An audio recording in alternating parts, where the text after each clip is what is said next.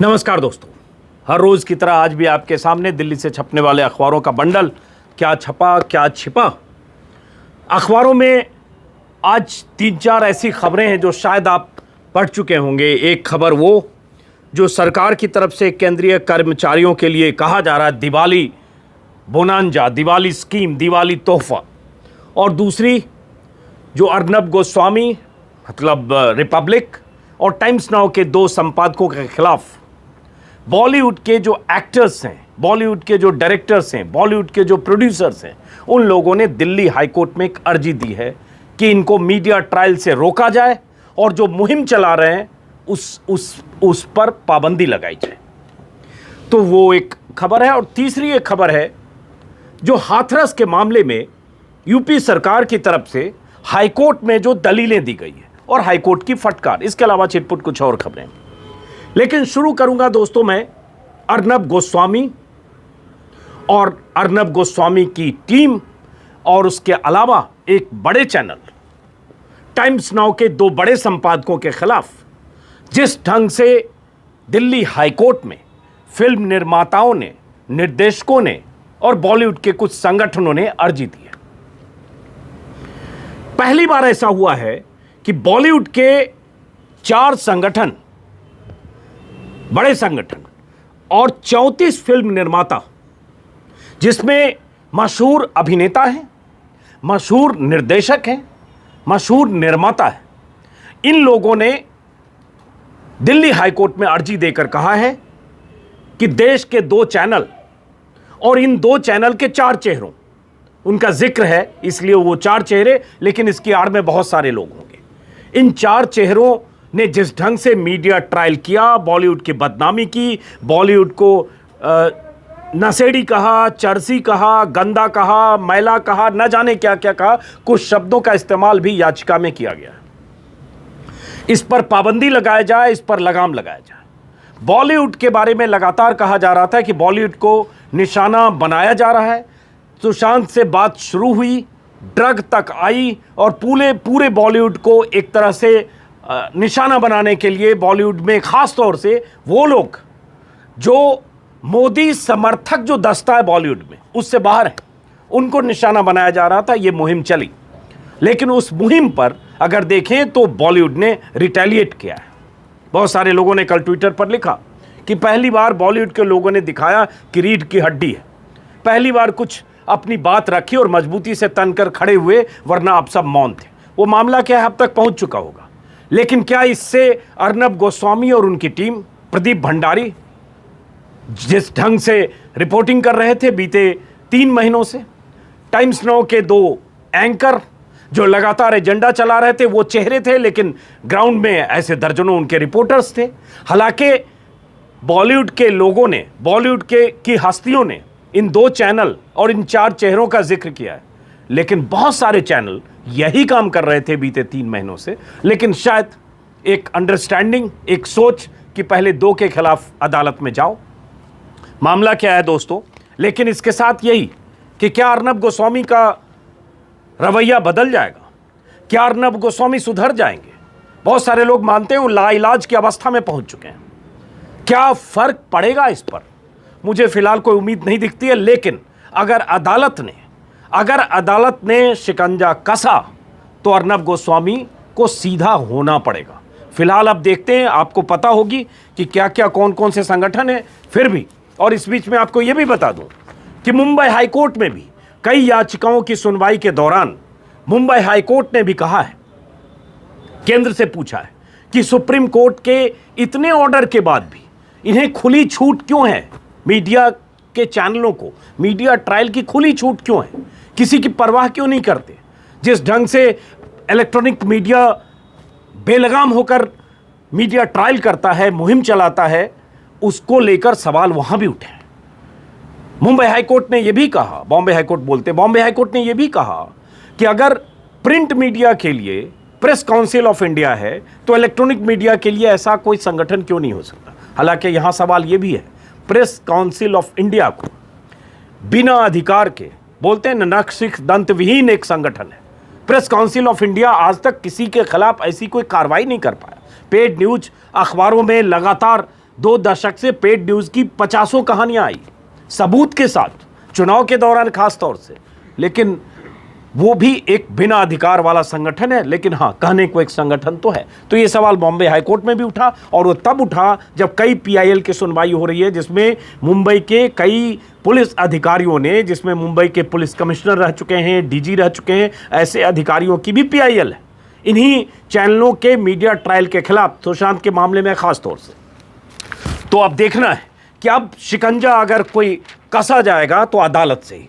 सरकार का इनको वरदहस्त है, सरकार की सरपरस्ती है, बीजेपी की सरपरस्ती है। बल्कि आपको पता होगा कि अर्नब गोस्वामी के खिलाफ उनके चैनल की तरफ से टीआरपी घोटाले की खबर आने के बाद सबसे पहले सरकार के 2 मंत्रियों मतलब एक प्रकाश जावड़ेकर जो सीधे सूचना प्रसारण मंत्री हैं, और सत्ताधारी दल के अध्यक्ष जेपी नड्डा, 2 मंत्री ने, एक मंत्री और एक पार्टी अध्यक्ष, 2 ताकतवर नेताओं की तरफ से अर्नब गोस्वामी के पक्ष में ट्वीट किया गया था। मतलब हर हाल में वो अर्नब गोस्वामी के साथ हैं सरकार और सत्ताधारी दल। अब इसमें खबर यह है, अमर उजाला, सारे अखबारों में आज खबर छपी है, किसी अखबार में पहले पन्ने पर, किसी अखबार में अंदर के पन्ने पर, बॉलीवुड को बदनाम ना करो, हाईकोर्ट पहुंचे अभिनेता निर्माता, नाम सबके आपको पता होंगे। इसमें खास बात यह है कि इसमें अक्षय कुमार और अजय देवगन की कंपनी भी शामिल है। खास बात क्यों है आप समझ सकते हैं।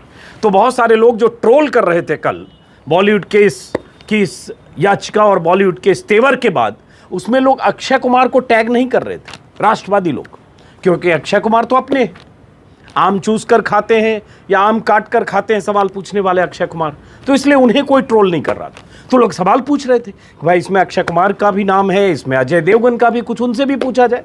बहरहाल इसमें जो कंपनी है, Aamir Khan Productions, Ajay Devgn Films, Aandolan Films, Anil Kapoor Films, Ashutosh Gowariker Production, Excel Entertainment, Hope Productions, Kabir Khan की फिल्म, ऐसी तमाम कंपनियां हैं जिनका जिक्र है।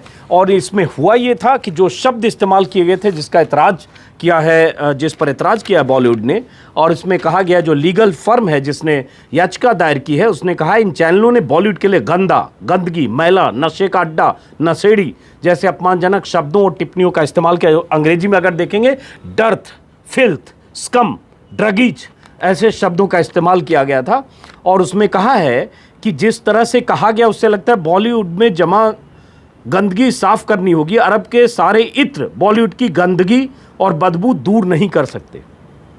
यह देश का सबसे गंदा उद्योग है जो कोकीन और एलएसडी में डूबा है। इस तरह की छवि बनाई गई, यही याचिका में कहा गया है। और उसके बाद कहा गया है कि गैर जिम्मेदाराना और अपमानजनक टिप्पणी करने और कई मुद्दों पर फिल्म जगत से जुड़े लोगों के खिलाफ मीडिया ट्रायल रोकने और ऐसे प्रसारण रोकने की मांग की गई है। अब सवाल ये उठता है कि, और ये की गई है 2 चैनल के खिलाफ, 4 चेहरों के खिलाफ। अब सवाल उठता है कि क्या इससे फर्क पड़ेगा अगर कोर्ट ने इनकी याचिकाओं को सुनते हुए जिस तरह की बात बॉम्बे हाईकोर्ट कर रहा है, जिस तरह की बात सुप्रीम कोर्ट की उस पीठ ने, जिसमें सीजेआई भी थे, सुदर्शन टीवी के मामले की सुनवाई के दौरान जो उन्होंने अलग अलग मौके पर हर बार कहा, बेलगाम चैनल, बेलगाम एंकर किस ढंग से बात करते हैं, इस पर सुप्रीम कोर्ट ने दलीलों के दौरान बीते 1.5 महीने में सुदर्शन टीवी पर हुई बहसों के दौरान अपनी राय जाहिर की है। और दिलचस्प ढंग से हर बार केंद्र सरकार की तरफ से पेश हुए सॉलिसिटर जनरल तुषार मेहता ने उन चैनलों का बचाव किया है।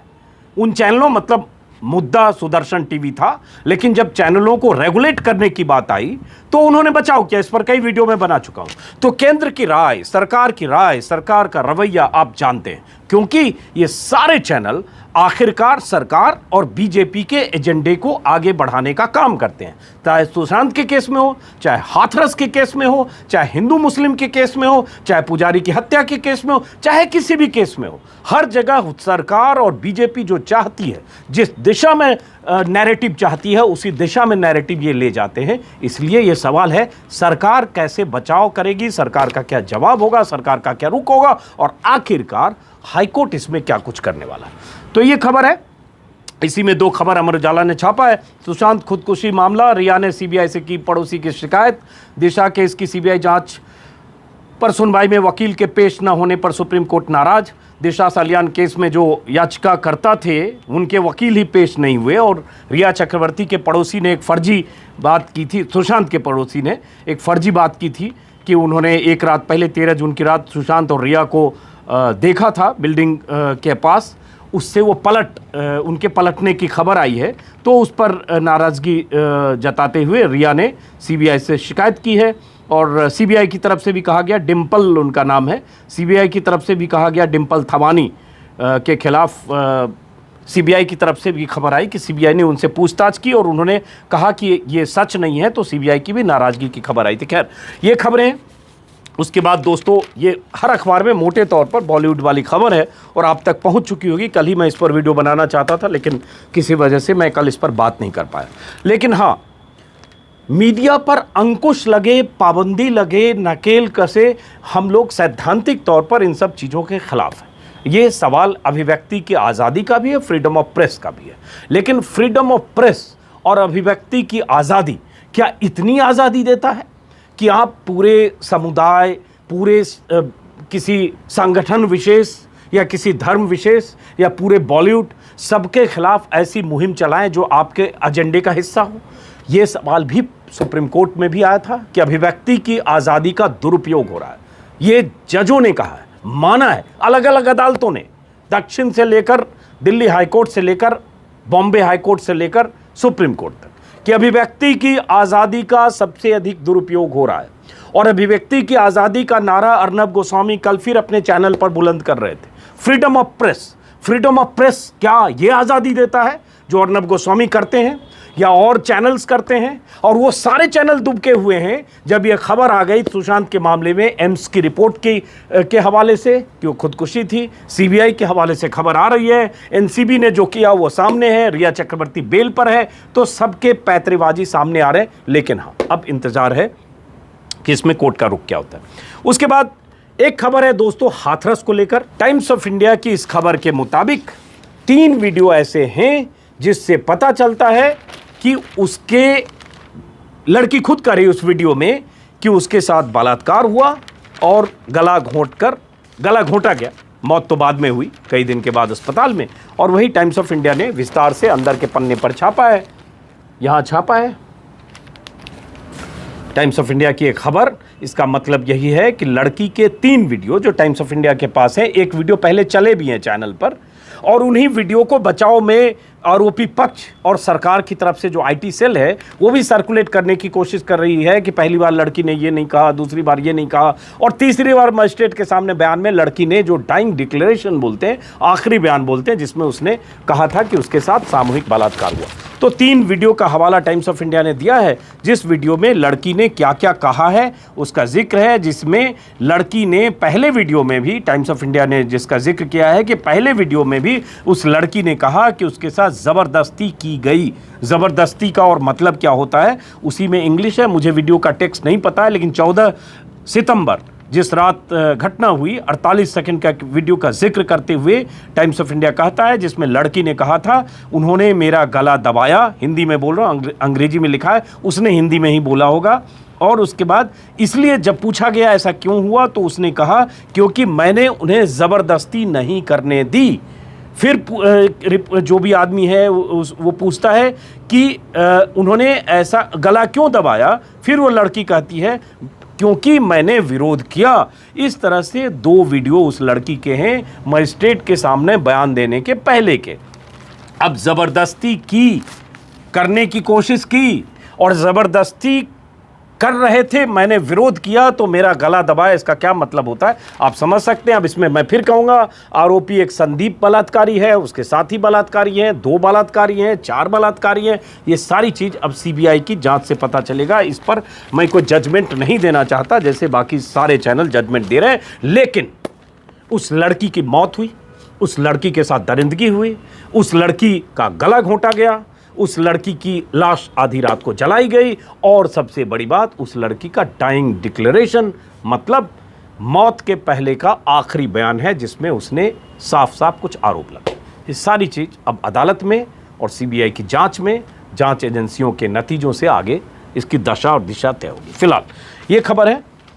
उसके बाद एक खबर जो शुरू में मैंने बताया बोनांजा और दिवाली तोहफा, उस पर आगे बात करूंगा। एक खबर जो अमर उजाला में है, जो सब जगह छपी है, जैसे ये सिर्फ दिलचस्प है इसलिए बता दे रहा हूं, ये है अंदर जो तीसरा पन्ना, 2 पन्ने पर लीड आजकल छपती है अखबारों में, चीन जल्द पीछे हटाए सैनिक। अब ये चीन पर एक खबर है, फिर बता रहा हूं, गौर करिएगा। ये खबर है अमर उजाला में, यहां पर चीन जल्द पीछे हटाए सैनिक। कितना अच्छा लग रहा है सुनने में, चीन जल्द पीछे हटाए सैनिक। और चीन का सैनिक कब से घुसा हुआ है एलएसी के भारतीय दावेदारी वाले इलाके में? 15 मई को गलवान में खूनी संघर्ष कहा जाता है, उससे 1-1.25 महीने पहले से, तो करीब करीब 6 महीने हो गए। अप्रैल, मई, जून, जुलाई, अगस्त, अरे नहीं ज़्यादा, सितंबर, अक्टूबर, हाँ मतलब 6 महीने से ज़्यादा हो गए। अब ये अगर खबर इस तरह से छपती है, इसलिए मैं कहता हूँ क्या छपा क्या छिपा। अब इसमें खबर क्या है कि भारत ने सोमवार को चीन के साथ 7वें दौर की वार्ता में अप्रैल से पहले की स्थिति बहाल करने और चीनी सैनिकों को जल्द वापस हटने को कहा। ये कितनी बार कहा? और ऐसी हेडलाइन आपने बीते 6 महीने में कम से कम 25 बार देखी होगी, 25 वीडियो मैंने बनाया। उसके बाद इसी में क्या खबर है, बातचीत 12 बजे शुरू हुई, रात 8:30 बजे तक चली, तो मतलब 8 घंटे 9 घंटे बातचीत चली।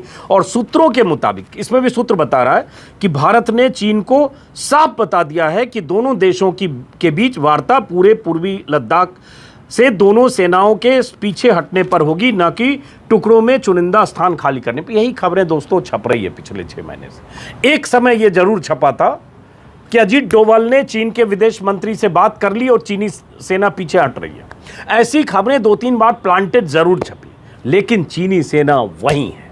और आज फिर वैसी खबर छप रही है कि भारत कह रहा है कि पीछे हटे तो बात होगी, और चीनी नहीं हट रहा है। तो इस पर कोई सवाल पूछेगा?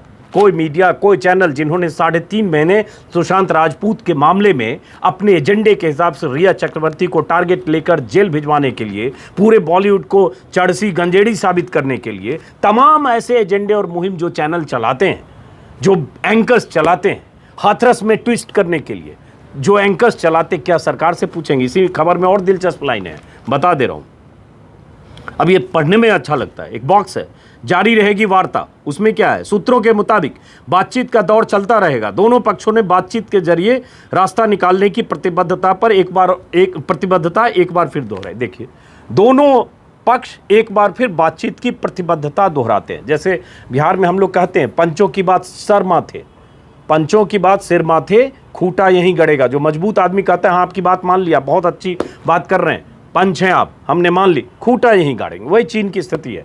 दोनों पक्ष सहमत हैं, दोनों पक्ष सौहार्दपूर्ण बातचीत करते हैं, दोनों पक्ष प्रतिबद्धता दोहराते हैं, जिसको कमिटमेंट कहते हैं। और उसके बाद वो पक्ष क्या कर रहा है, जिस पक्ष का नाम चीन है। तो खैर, इसमें है और उसी में है कि चीन के विदेश मंत्रालय के अधिकारी ने पहली बार इस बातचीत में हिस्सा लिया। सामरिक दावपेच के मद्देनजर चीन ही काफ़ी परेशान है। इसमें यह भी एक, चीन ज़्यादा परेशान है, भारत बिल्कुल परेशान नहीं है। चीन परेशान है, घुसा चीनी है और परेशान भी चीनी है। पता नहीं परेशान है, फंस गए, अब कैसे आ गए इधर, अब तो निकले कैसे, फंस गए हैं, पीछे से दरवाज़ा बंद हो गया। चलिए, तो ये खबर है, सिर्फ हंस सकते हैं इस पर। और इसमें है कि भारतीय सेना की तैनाती पांगुर झील समेत 4 जगहों पर काफ़ी मजबूत है। और एक बार फिर भारतीय सेना के पैंगोंग के दक्षिणी इलाके से हटने का मुद्दा चीन ने उठाया। चीन के एंगल से है इसमें कि चीन ने क्या उठाया, भारत ने क्या उठाया और कहाँ चीन घुसा हुआ है। चलिए, खैर, तो ये खबर है, इसलिए मैं कहता हूँ क्या छपा क्या छिपा। अमर उजाला का कोई कसूर नहीं है, कसूर उन तमाम डिफेंस के रिपोर्टर्स का है, एंकर्स और एडिटर्स का, जो सरकार से पूछें कि सरकार, हुजूरे आला, हो गए 6.5 महीने, 7 महीने होने जा रहे हैं, कब चीन पीछे जाएगा, कब वो दिखेगा भारत का वो कि हनक, मोदी जी की हनक, झूले झूलते, नारियल पानी पीते, समंदर के किनारे, साबरमती के किनारे, वो सब हमने देखे हैं। तो आज भी जब ये सवाल कोई कांग्रेस या विपक्ष उठाएगा, आप पूछने लगोगे 62 में नेहरू ने क्या किया, अक्सई चीन कब दे दिया। अरे प्रभु, 7 महीने से चीन जिन जिन इलाकों में जबरन जिन जिन इलाकों में उसने कब्जा कर रखा है, भारतीय दावेदारी, बार बार बोलता हूं, भारतीय दावेदारी वाले एलएसी के हिस्से पर कब्जा कर रखा है, हिस्से के भीतर कब्जा कर रखा, वहां से चीन कब हटेगा? इस सवाल का जवाब आपको ना एंकर से मिलेगा, ना रिपोर्टर से मिलेगा, ना सवाल ही पूछेगा, जवाब तो कहां से मिलेगा? सरकार की तरफ से जो खबरें हैं वो खबरें। तो ये खबर है दोस्तों, खुशबू सुंदर, खुशबू को लेकर अभिनेत्री रही हैं, चाइल्ड आर्टिस्ट से मशहूर रही हैं। हम लोगों ने भी बहुत पहले उनकी छोटी जब थी फिल्मों में काम करती थी तब से उनकी तस्वीर मेरे जहन में। खुशबू शामिल हो गई है बीजेपी में। खुशबू 2014 के पहले डीएमके में थी, 2014 में कांग्रेस में आई, उसके बाद राष्ट्रीय प्रवक्ता थी, अब बीजेपी में शामिल हो गई। तस्वीरें उनकी मैं सिर्फ स्क्रीन पर दिखा दे रहा हूँ। बीजेपी में शामिल हुई, जेपी नड्डा से भी मिली, संबित पात्रा की मौजूदगी में शामिल हुई, बीजेपी के एक महासचिव की मौजूदगी भी थी। लेकिन खुशबू शामिल होने के 8 दिन पहले 4 अक्टूबर को बीजेपी की ट्रोल आर्मी के खिलाफ ही ट्वीट कर रही। तो ये एक विचार क्या होता है इसको समझिए। 8 दिन पहले आप बीजेपी के खिलाफ बोलते हो, 8 दिन के बाद बीजेपी में शामिल होते हो, शामिल होकर कहते हो मोदी ही हैं जो देश को दिशा दे सकते हैं, और आपको मोदी जी में ऐसी चीज़ दिखी, ऐसा उनके प्रभामंडल से प्रभावित हुए कि लगा कि देश हित में ज़रूरी है मोदी जी का हाथ मजबूत किया जाए। इसी तरह की बात खुशबू सुंदर ने की है। अगले साल चुनाव होना है, चेन्नई में रहती हैं, तमिलनाडु में चुनाव होना है, तो ये एक चुनावी विसात है, रणनीति है, देखते हैं क्या होता है। फिलहाल ये खबर है, बहुत मायने नॉर्थ इंडिया के लिए नहीं रखती है, लेकिन अगर विचार समझते हैं तो समझें कि राजनीति सेवा का भाव जो लोग कहते हैं, दरअसल उनके लिए सेवा नहीं है, दरअसल मेवा भाव है। मैं बार बार बोलता हूँ, उनको कुछ चाहिए जो नहीं मिला, अब लगता है यहाँ आकर मिलेगा तो चलिए उधर से। तो ये खबर है। बिहार चुनाव को लेकर कुछ अखबारों में छिटपुट खबर है, लेकिन एक खबर जो प्रभात खबर पटना में दिखी आज कि कैसे एलजेपी में बीजेपी के कौन कौन नेता शामिल हुए, छोटी सी खबर है, इस पर मैंने भी कई बार वीडियो बनाया है। और बीजेपी के कुछ नेताओं को, शायद 9 नेताओं को बीजेपी ने पार्टी से निकाल दिया है या उनके खिलाफ कार्रवाई की। वो नेता जो एलजेपी में शामिल हुए, जिसमें राजेंद्र सिंह हैं, जिसमें एलजेपी के टिकट पर जो चुनाव लड़ने वाले हैं, राजेंद्र सिंह हैं दिनारा से, रामेश्वर चौरसिया सासाराम, उषा विद्यार्थी पालीगंज, अनिल कुमार विक्रम से, रविंद्र यादव, मृणाल शेखर, ये सब जो इंदु कश्यप जहानाबाद से चुनाव लड़ रही हैं। तो बीजेपी ने अपने 9 नेताओं को 6 साल के लिए पार्टी से निष्कासित किया है। ये जो स्टेट प्रेसिडेंट है संजय जायसवाल ने सोमवार को आदेश दिया, और इसमें अलग अलग जिले के जो लोग हैं, भोजपुर की श्वेता सिंह हैं, जहानाबाद जिले की इंदु कश्यप, और ये सब लोग। अब सवाल उठता है, निष्कासित तो कर दिया, अब बीजेपी कोशिश भी कर रही है कि पब्लिक परसेप्शन ऐसा ना बने कि बीजेपी पर्दे के पीछे एलजेपी की मदद कर रही है, या एलजेपी जो कर रही है उसमें बीजेपी की सहमति है, क्योंकि नीतीश कुमार ने इसको लेकर तीखे तल्ख तेवर दिखाए हैं बीजेपी नेतृत्व से। फिर भी मैं कहूँगा कि ये बीजेपी की मिली भगत है, ये चुनाव के बाद आप देख लीजिएगा। डंके की चोट पर मैं कह रहा हूं, बीजेपी नेताओं की मिली भगत है, बीजेपी नेताओं के हरी झंडी है। बीजेपी नेताओं से, जिसमें शीर्ष के 2 नेता हैं, जेपी नड्डा जो मौजूदा अध्यक्ष, अमित शाह जो पूर्व अध्यक्ष, लेकिन ताकतवर अमित शाह आज भी ज़्यादा हैं। अमित शाह और जेपी नड्डा से कई मुलाकातें चिराग पासवान की, उन मुलाकातों के बाद चिराग पासवान के तेवर बरकरार रहे। उन्होंने ऐलान किया जेडीयू के हर सीट पर अपने उम्मीदवार खड़े करेंगे। ये नामुमकिन है कि अमित शाह एक फ़ोन करके चिराग पासवान को कहे कि चिराग ये गलत है, आपको इतनी सीटें हम दे रहे हैं, आप एनडीए में बने रहिए, और चिराग उसके बाद बागी तेवर दिखाकर कहें कि नहीं हम तो 125 सीट पर लड़ेंगे, नहीं हम तो 143 सीट पर लड़ेंगे, नहीं हम नीतीश को नेता नहीं मानेंगे। ये नामुमकिन है, नामुमकिन है। ये कहीं न कहीं पीछे सहमति है। खेल इसका चुनाव के बाद होना है। मैं बार बार अपने वीडियो में 3 बार कह चुका हूं कि चिराग की सीटें 5, 7, 6, 8, 9, 10 जो भी बनी वो जाहिर है बीजेपी में ही जुड़ेंगी, और जो भी चिराग के उम्मीदवार, जिसमें ऐसे बीजेपी के पूर्व नेता, पूर्व विधायक शामिल हैं, यहाँ तक कि एक मौजूदा विधायक भी हैं जिनका टिकट कटा, ये सब लोग चुनाव लड़ेंगे। ये बीजेपी के ही लोग हैं, और ये जब लड़ेंगे जेडीयू के खिलाफ लड़ेंगे, जेडीयू की सीटों पर लड़ेंगे, वोट जेडीयू का कटेगा, कहीं जेडीयू का नुकसान होगा, कहीं हो सकता है आरजेडी का थोड़ा फायदा हो, लेकिन नुकसान सिर्फ नीतीश कुमार का। ऐसा लग रहा है जैसे चिराग पासवान नीतीश कुमार के खिलाफ चुनाव लड़ रहे हैं, ऐसा लग रहा है कि उनका मुख्य दुश्मन उनको सिर्फ नीतीश कुमार को निपटाना है, और नीतीश कुमार का साइज कम होता है, नीतीश कुमार की ताकत कमजोर होती है, तो फायदा किसको होता है? अगर उसके बाद भी सत्ता में एनडीए वापस लौटती है, तो एनडीए लौटता है, तो जाहिर है बीजेपी चाहेगी कि नीतीश कुमार की अगर 20-25 सीटें कम हो जाएं, 15 कम हो जाएं, 10 कम हो जाएं, जो एक अभी सर्वे भी आया है, वो सर्वे भी इसी ओर इशारा कर रहा है, तो जाहिर है खेल चुनाव के बाद होगा। तो अभी एक सी वोटर का सर्वे भी है जिसके नंबर हैं, जिसका भी आकलन है, उस सर्वे का भी आकलन यही है कि चुनाव के बाद तस्वीर बदलेगी। तो ये है। इसके अलावा छिटपुट कुछ और खबरें हैं। टीआरपी रेस को लेकर मिर्ज़ापुर से गिरफ्तारी हुई है, और एक जो शुरू में मैंने कहा त्योहारों का तोहफा, जो हर अखबार में प्रमुखता से छपी है, भास्कर में भी है, 3 खरीदो पैसे 2 के ही, शर्तें लागू दिलचस्प ढंग से भास्कर ने खबर छापी है कि केंद्रीय कर्मचारियों के लिए जो स्कीम है उसमें एलटीए की पूरी रकम पाने के लिए 3 गुना खर्च करना होगा, और उसके बाद स्लैब बनाए गए हैं, लीव इनकैशमेंट कैसे मिलेगा, और उसके बाद कैसे आपको क्या क्या चीज़ आप खरीद सकते हैं, जिसमें 12% से ज़्यादा जीएसटी वाली वस्तुओं को पर आप खर्च कर सकते हैं, और एलटीसी कैश वाउचर के क्या क्या बेनिफिट है। मुझे लगता है जितने कर्मचारी हैं पढ़कर समझ चुके होंगे, इसलिए इस पर मैं जा नहीं रहा हूँ।